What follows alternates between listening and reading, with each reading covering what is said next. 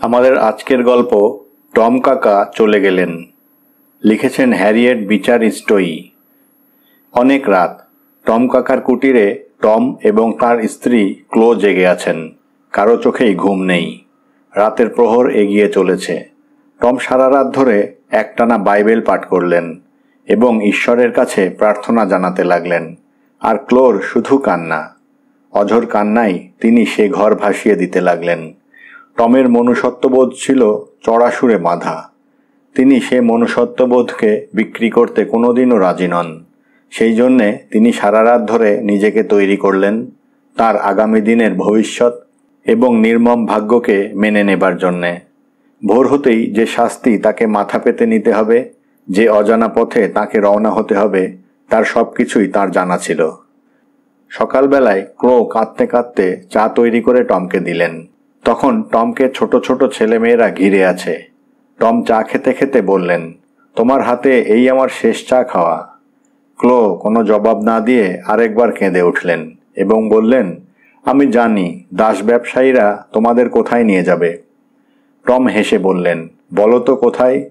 ক্লো বললেন, তোমাদের তুলোর বাগানের মালিকের কাছে বেচে দেবে এবং তুলোর বাগানে যারা কাজ করতে যায় তারা আর ফেরে না।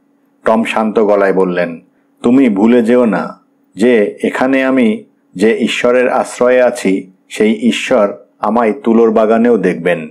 তিনিই আমার একমাত্র আশ্রয় এবং আমি জানি যে আমি সব সময় তার আশ্রয়েই আছি। তুমি আমার জন্যে একটুও চিন্তা করো না। ক্লো নতজানু হয়ে তার স্বামীর মঙ্গলের জন্যে ঈশ্বরের কাছে প্রার্থনা করতে লাগলেন। এমন সময় টম কাকার কেবিনের দরজা ভাঙার আওয়াজ হলো। কে যেন সজোরে দরজায় লাথি মারছে। একটু পরেই দরজা খুলে গেল এবং দেখা গেল যে বিখ্যাত দাস ব্যবসায়ী হেলি সে দরজায় দাঁড়িয়ে। হেলি তার হাতের চাবুক ঘোরাতে ঘোরাতে চিৎকার করে বলতে লাগলো, আরে বেটা টম, এখনো চুপ করে ঘরে বসে রয়েছিস? তাড়াতাড়ি বেরিয়ে আয় বলছি, নইলে চাবুক চালাবো।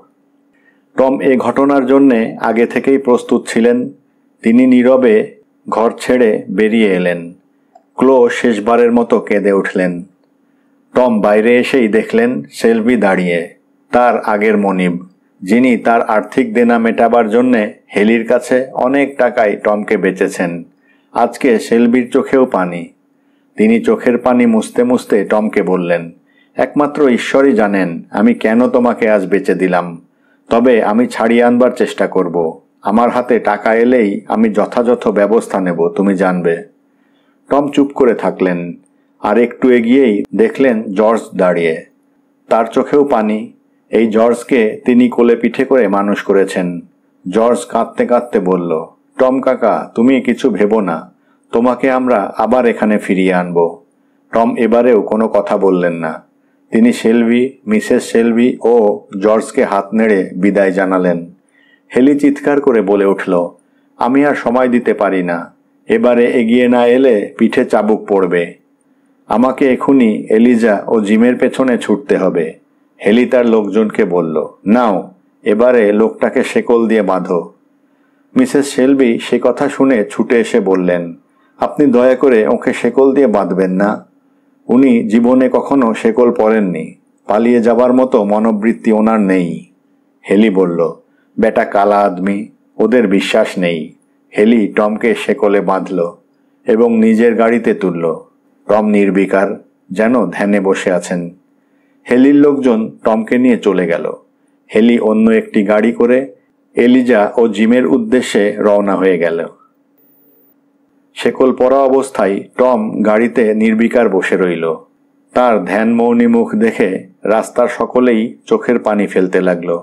সকলেই কেঁদে আকুল হতে লাগল এবং নিজেদের ভাগ্যের কথা ভেবে চিন্তিত হতে লাগল। টমের গাড়ি সামনের একটা রাস্তা বাঁক নিয়ে সকলের চোখের সামনে থেকে অদৃশ্য হয়ে গেল। হেলির আস্তানায় টমকে নিয়ে আসা হলো এবং একটি অত্যন্ত অপরিষ্কার আলো বাতাসহীন খোয়াড়ে রাখা হলো। সেখানে আরো অনেক কৃতদাস জমা হয়ে আছে এবং অজানা ভবিষ্যতের কথা ভাবছে। হেলি এদের সস্তায় কিনে এনেছে, বাজারে চড়া দামে বিক্রি করবার জন্যে। টম সারাদিন ওই খোঁয়াড়ে হাত পা বাঁধা অবস্থায় পড়েছিলেন। এক ফোঁটা জল বা একটু রুটি কেউ দিল না। তখন তার স্ত্রী ক্লোর সেবা যত্নের কথা মনে হতে লাগলো এবং চোখে পানি আসতে লাগলো।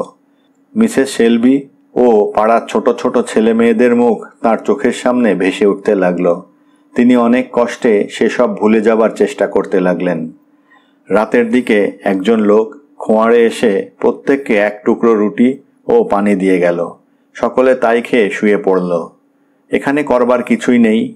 টম কিছুই খেলেন না। তিনি বসে বসে ঈশ্বরকে প্রার্থনা জানিয়ে বলতে লাগলেন যে, হে ঈশ্বর, তুমি আমার মনে বল দাও। ওরা আমার দেহকে কৃতদাসের কাজে লাগাতে পারে, কিন্তু আমার মন যেন কৃতদাস না হয়ে পড়ে। টম চোখ বুজে ধ্যান করতে লাগলেন। খোঁয়াড়ের লোকেরা সেই দিন থেকে তাকে ভক্তি করতে শুরু করল। পরের দিনও এইভাবেই কাটল। তিনি সকলকে ঈশ্বর যিশুর বাণী পড়ে শোনাতে লাগলেন। বলতে লাগলেন, যিশুর মতো নির্যাতন সহ্য করবার শক্তি সঞ্চয় করো। ঈশ্বর তোমাদের কথা শুনবেন এবং মনে বল দেবেন। সবাই টমকে ভক্তি শ্রদ্ধা জানাতে লাগলো।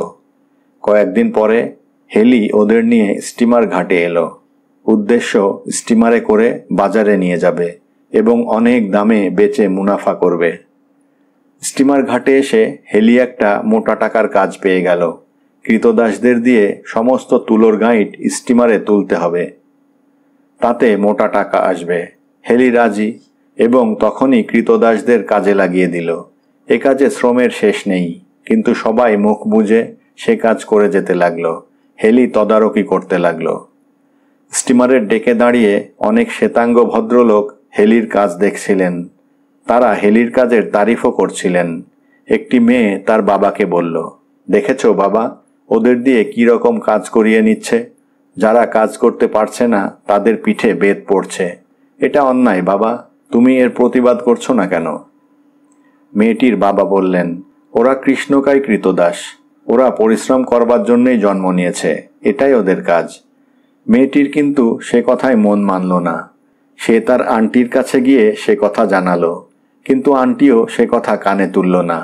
তখন মেয়েটি মন মরা হয়ে ওই ডেকে দাঁড়িয়ে রইল।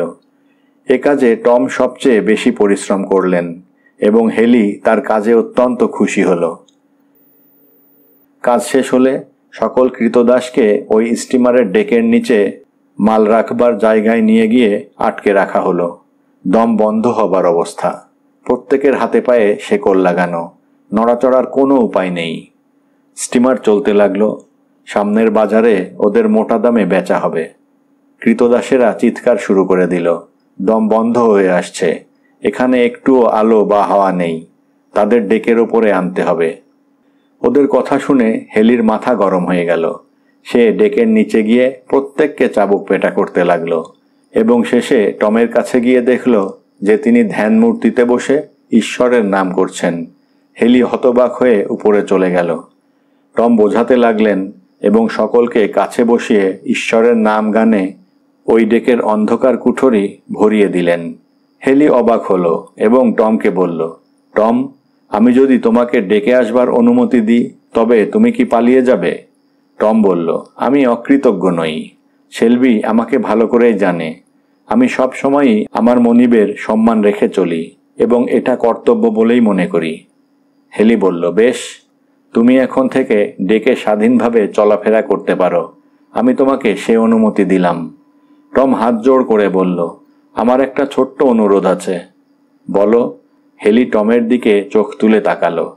আমাকে আপনি একজন ভালো লোকের কাছে বেচবেন, যাতে আমি সারা জীবন ঈশ্বরের নাম গান করতে পারি এবং নিশ্চিন্তে থাকতে পারি। আপনার কাছে এটাই আমার প্রথম এবং শেষ অনুরোধ। হেলি বলল, আমি চেষ্টা করব। সেই দিন থেকে টম স্বাধীনভাবে ওই স্টিমারের ডেকে চলাফেরা করবার অনুমতি পেলেন। ধন্যবাদ।